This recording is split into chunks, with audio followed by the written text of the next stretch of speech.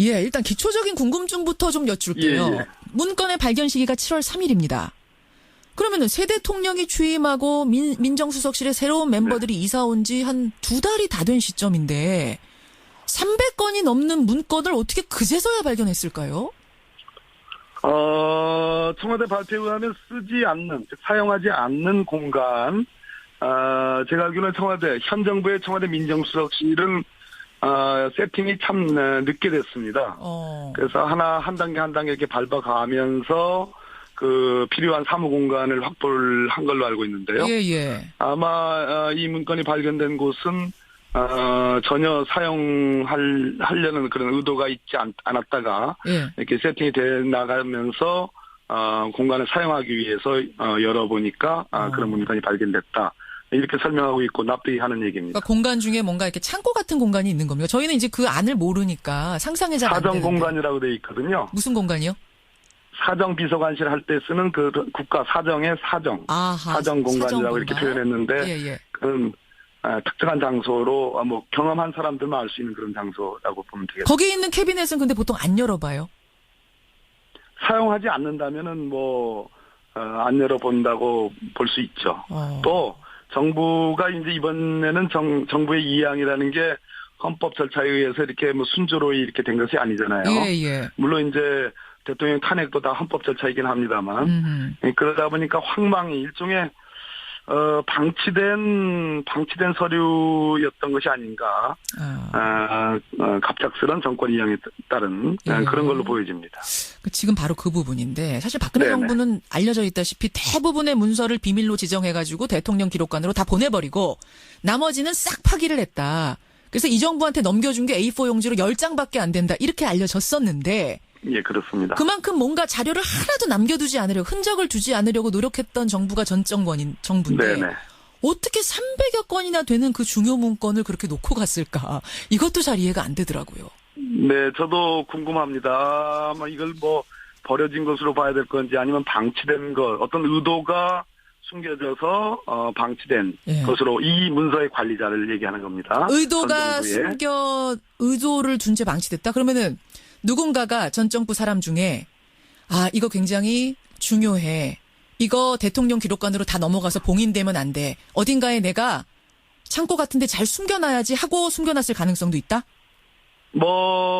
알 수는 없습니다. 버려진 것인지, 방치된 것인지 아니면 전혀 의도와 관계없이 이렇게 실수, 과실에 의해서 남겨진 건지는 잘 모르겠습니다만, 워낙 종류가 많고, 정말로 아까 삼성 경영권 승계와 관련된 그런 자필 메모는, 정말로 전문가의 솜씨거든요. 그렇죠.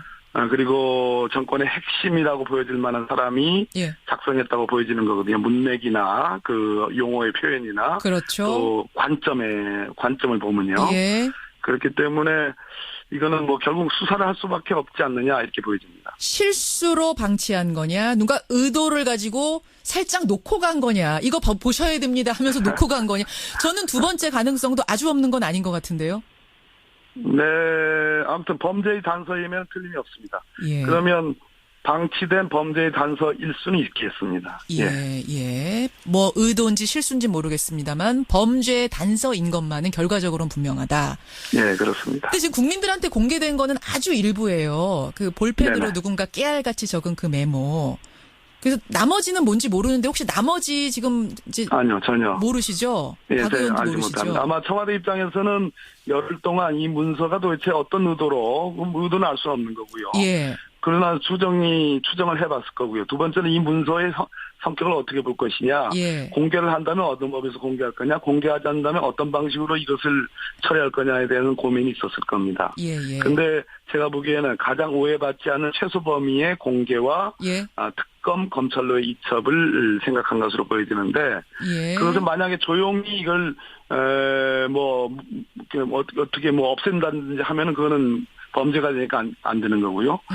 대통령 기록관으로 이관할 수 있느냐. 이건 전 정부 문서인데 대통령 기록물은 임기 만료 시까지 그 기록물의 생산기관의 장이 분류를 해가지고 이관하는 거거든요. 예, 예. 근데 이게 현 정부 입장에서는 전 정부의 문서이기 때문에 예. 과연 이것을 대통령 기록관으로 이관할 수 있느냐라는 그런 문제는 남습니다. 즉 대통령 기록물인지에 대한 의문이고요. 근데 잠깐만요. 거기에서 네네. 지금 자유한국당에서는 어떤 얘기를 하냐면 그 분류 이게 비밀인지 일반인지 뭐 공개를 할지 말지도 청와대에서 결정할 게 아니라 국가기록관으로 옮겨서 거기서 분류를 하도록 했었어야지 왜 임의로 분류를 해가지고 공개할지 말지를 결정하느냐 이렇게 얘기하던데요.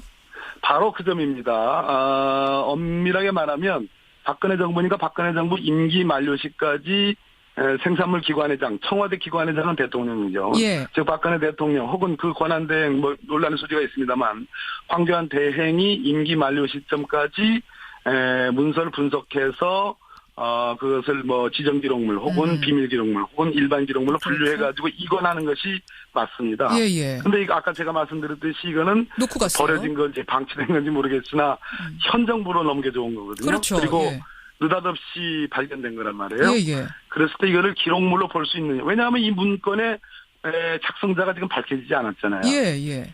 예, 이것이 대통령의 보좌기관, 자문기관 혹은 경호기관이 작성했다고 볼 수 있는지조차도 아직 밝혀지지 않은 거기 때문에 대통령 기록물로 단정할 수 없고요.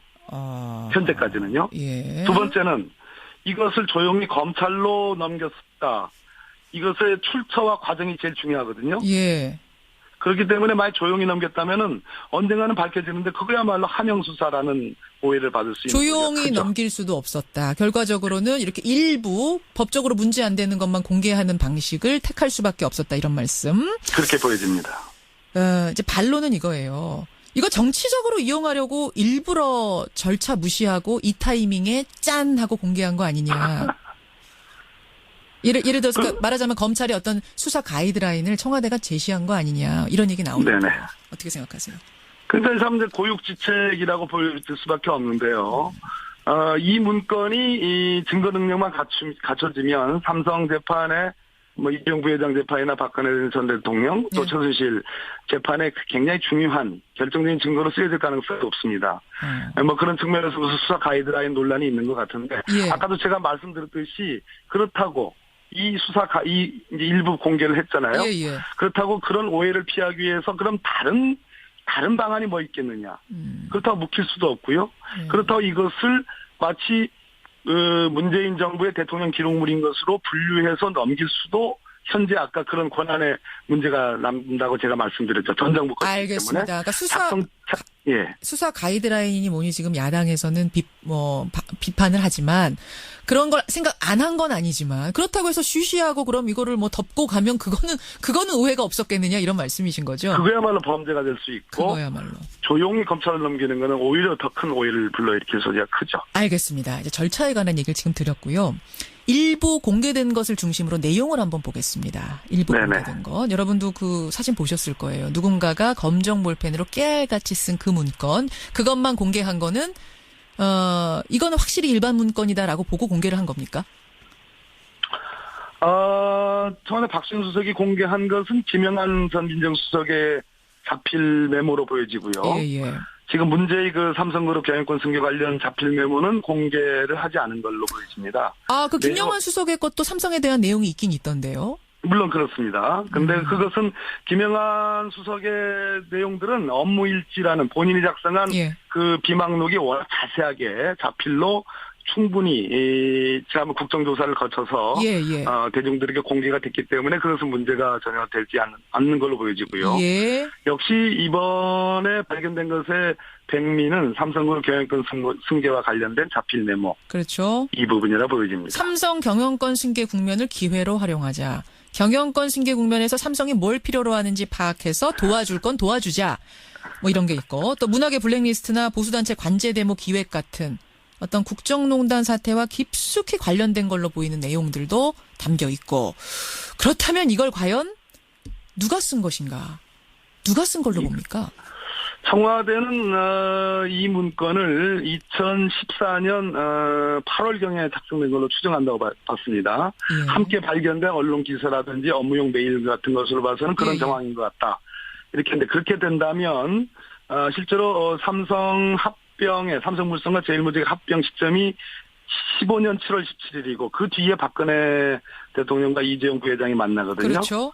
그런데 그 만난 시점이 전후가 이제 바뀌어가지고 삼성 측이 아니 만나고 난 다음에 합병이 돼야지 이게 설명이 되는데 이거 바뀌지 않았느냐라는 삼성의 집요한 공격이 있었습니다. 지금 이제 무죄 주장 근거가 그거거든요. 그겁니다. 그렇다면 이 문건이 2014년 8월경에 작성됐다면 고도로 치밀한 기획하에 된 것이 아니냐라는 그래서 전체적으로 소위 속되게 표현해서 아구가 맞는 여러 가지 정황을 설명하는데 아구가 맞는 문건으로 그렇게 설명이 될 수는 있겠습니다. 다만 증거 능력을 갖춰야 됩니다. 그렇죠. 이재용 부회장 유죄, 뇌물죄 유죄에 이건 박근혜 전 대통령도 마찬가지입니다만 뇌물죄 유죄에 아주 결정적인 증거가 될 수 있단 말씀이세요. 증거 능력으로 인정만 된다면.